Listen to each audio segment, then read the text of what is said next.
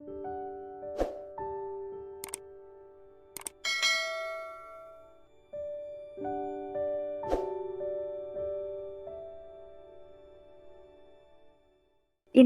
sudah menyinggung tentang overthinking dan insecurity. Ada pertanyaan dari seorang pemuda dari Jepara, bertanya, sepintas overthinking nampak kontradiksi, Bapak, dengan berfilsafat yang menuntun kita berpikir sedalam-dalamnya. Mohon penjelasannya. Begitu. Ya, ini banyak yang salah paham mungkin ya dengan kata-kata overthinking itu. Jadi jangan salah, filsafat itu berpikir yang sistematis, metodis, clear, jelas, kemudian mendalam, meluas, dan lain sebagainya. Jadi bukan overthinking.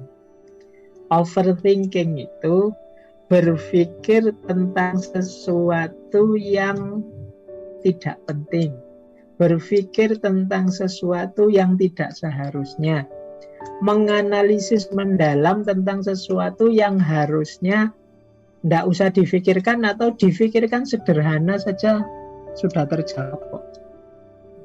Atau berpikir tentang sesuatu yang tidak ada gunanya, tidak ada manfaatnya. Nah, itu bagian-bagian dari overthinking. Ini boleh di-refer ya sesi kita minggu ketiga kalau tidak salah di bulan ini tentang overthinking. Jadi tidak segala hal ya bahwa kita ini filsafat menyuruh berpikir mendalam, tapi kan di isu-isu yang memang penting, urgent untuk hidupnya manusia. Bukan di isu-isu yang tidak ada gunanya, tidak penting. Saya dulu pernah zaman S1 itu mencoba mengajukan judul skripsi pada dosen saat itu dengan tema yang unik. Tapi depannya saya kasih judul filsafat. Itu terus dikritik oleh dosennya. Lah yo kamu bahas filsafat loh, kok filsafat ini. Nanti lama-lama opo-opo mbok filsafati. Nanti kata beliau jangan-jangan nanti ada yang ngangkat judul filsafat menanak nasi, filsafat naik motor, filsafat pakai sandal dan lain sebagainya. Jadi itu yang dimaksud nanti jadinya overthinking. Ada banyak problem besar, problem penting yang membutuhkan curahan akal budi kita. Kita malah sibuk pada hal-hal yang tidak penting. Kita sibuk mendiskusikan, meramaikan hal-hal yang tidak perlu. Jadi kalau teman-teman jeli ya di medsos-medsos kita hari ini itu banyak hal yang tidak seharusnya menggelisahkan kita, membuat kita galau, membuat kita marah dan lain sebagainya. Tapi kita terdistraksi ke sana, kita ikut-ikutan mikir, ikut-ikutan gegeran, ikut-ikutan mencarikan dalil, mencarikan ini. Tidak, ada sering kita seperti itu. Itu bagian dari overthinking. Jadi itu ya makanya kemarin dikritik. Jadi nanti solusinya overthinking itu mindfulness. Jadi kita bagaimana tidak terdistraksi, bagaimana kita tidak terpecah orientasi kita berpikir pada hal-hal yang memang penting saja, esensial saja. Tidak kehabisan energi untuk hal-hal yang tidak penting atau berpikir yang tidak seharusnya. Nah, ya berpikir toh ya butuh energi, kadang ya butuh biaya karena harus beli buku, kadang ya sementara di dunia ini isu ndak ada habisnya. Itu kalau kita ndak jeli milih, ndak jeli menentukan mana yang harus saya ambil, mana yang harus saya telaah, saya tadaburi, itu kan ya nanti apa-apa kita pikir menggelisahkan kita, akhirnya hidup kita jadinya ndak produktif. Nah, itulah kritik terhadap overthinking yang ditanyakan tadi. Jadi enggak, dia justru sangat overthinking ini bertentangan dengan berpikir yang filosofis. Karena berpikir filosofis itu ada ciri-cirinya, tidak sekedar mikir kemudian asal berpikir dalam itu mesti filsafat, ada prosedur-prosedurnya. Kan kemarin sudah banyak dijelaskan itu tentang logika, tentang macam-macam. Oke. Saya kira itu, Mbak Fajar. Oke, Baik Pak, berarti sangat jelas nih bedanya overthinking dan berfilsafat itu terletak pada urgensinya. Kalau overthinking itu tidak memikirkan yang tidak penting gitu. Baik Pak, ini ada beberapa pertanyaan yang saya akan rangkai jadi satu karena sepertinya ini agak nyambung, mungkin akan agak panjang. Begini Pak pertanyaannya. Ada seorang gitu yang bertanya, saya itu overthinking terhadap dosa yang telah lalu, merasa paling hina, lalu bagaimana mengatasinya? Kemudian ada pertanyaan berikutnya, overthinking dengan segala hal, sudah berusaha tenang, tetapi lingkungan tidak mendukung, justru bersikap selalu merendahkan saya sehingga saya menjadi down dan depresi. Nah, bagaimana cara menyikapinya? Kemudian masih ada rangkaiannya lagi, bagaimana cara menghilangkan ketakutan, Bapak, ketika kita misalnya akan menentukan atau memutuskan suatu pilihan di masa depan, dan bagaimana mengetahui bahwa pilihan itu adalah pilihan yang benar, baik, ataupun tepat, dan kita tidak akan menyesalinya. Begitu, Pak. Enggak. Baik, ini masih tentang overthinking ya, lanjutannya yang tadi. Jadi bagaimana mengatasi overthinking. Kayak tadi ya, kita masih disibukkan oleh misalnya ini. Tadi di contoh kasus komentarnya orang, pendapatnya orang, yang mungkin ini sudah tidak penting lagi. Kadang-kadang kita itu melakukan kebaikan. Kita yakin itu baik kok. Saya tahu ini baik. Dilihat dari sisi manapun baik. Tapi begitu dikomentari orang, misalnya orang komentar, alah pencitraan aja itu. Wah, kita terus mikirnya dalam itu terus, waduh jangan-jangan itu yang bagian dari overthinking tadi. Jadi, wong kita sendiri yakin kok saya itu baik, yang saya lakukan ini baik. Ya memang mungkin disalahpahami orang. Saya jelaskan ke orang, orangnya kok tidak percaya, tetap aku dianggap baik. Itu kan terus kita kepikiran terus. Ya ini sebenarnya menunjukkan karakter bagian dari karakter overthinking. Kita terdistraksi pada hal-hal yang tidak penting. Jadi tadi di awal saya sebut di antara strategi kita untuk menjaga kewarasan itu adalah teguh pada nilai, teguh pada prinsip-prinsip. Kalau kita mantap bahwa enggak kok ini baik, sesuai nilai yang saya yakini ini baik, ya sudah titik. Teman-teman enggak harus terdistraksi, terganggu, mungkin ada komentar ini, komentar itu, mungkin di medsos kita dan lain sebagainya, ya sudah. Komentar anggap saja masukan, kita dengarkan, kalau enggak relevan ya sudah. Kita anggap cukup. Enggak harus kita renungi dalam-dalam, waduh ini enaknya gimana ya sudah. Nah, sambil tetap tentu saja kita introspeksi. Jadi kalau ada orang komen, ngeritik, itu enggak harus kemudian mendistraksi kita dari jalur, dari nilai-nilai yang sudah kita anggap mantap dan benar.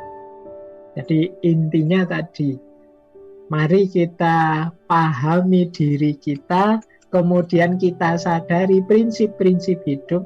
Agak sulit kita lepas dari overthinking kalau kita tidak punya prinsip-prinsip, tidak punya nilai-nilai yang kita pegangi.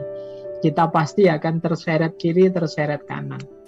Orang bahas apa, kita tertarik ke sana. Orang ngomong apa, kita terdistraksi ke sana. Terus kita akan sangat capek.